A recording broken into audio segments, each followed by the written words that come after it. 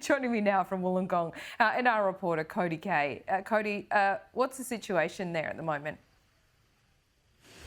Well, look, the writing was on the wall, but earlier this morning after a board meeting here down in Wollongong, the Dragons board finally decided to axe.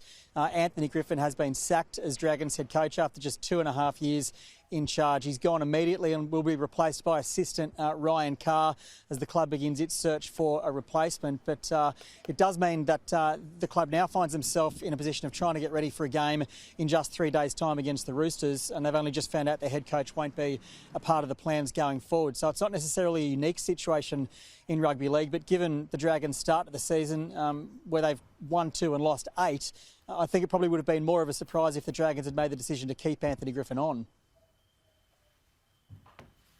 Yeah, it sounds like it. So, look, Jack de Belin, among others who have spoken this morning, he seemed to be in the dark as much as anyone else.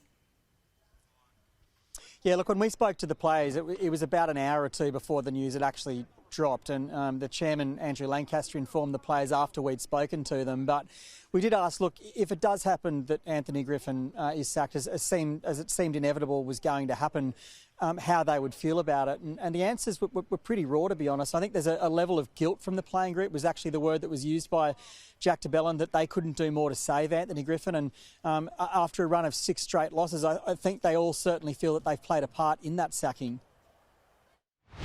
Oh, it's disappointing. As players, we control that fate, and we haven't done a good enough job. And at the end of the day, it's a results-driven business, and we just haven't got the results for him. So it's disappointing on our end. So we know the players have a direction for the rest of this season. Ryan Carr will take over on an interim basis at least. But what's going to happen going forward?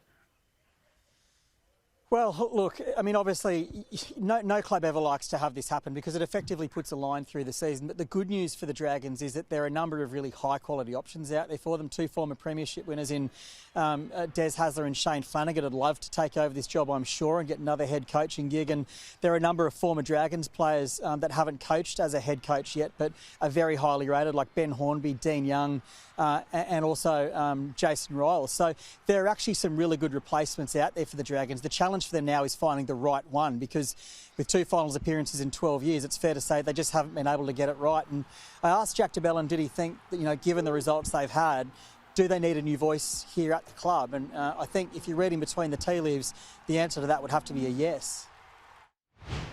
Yeah, the results haven't been there. I feel like the effort and the right attitude has, but the results haven't been. So, yeah, that's up for the club to decide, and I'm sure they'll do what's best for the club. What's Anthony been like as a coach, though? He's been good. I've really enjoyed my time under him. He's old school in the sense he's definitely old school, but I've really enjoyed my time under him, and yeah. So that is the news here this morning from Wollongong, Laura. Anthony Griffin no longer the head coach, sacked effective immediately. Ryan Carr takes over as an assistant, and it's imperative for a club that's had 2 finals appearances in 12 years that whoever they get to come in and do the job next is the right man for the job.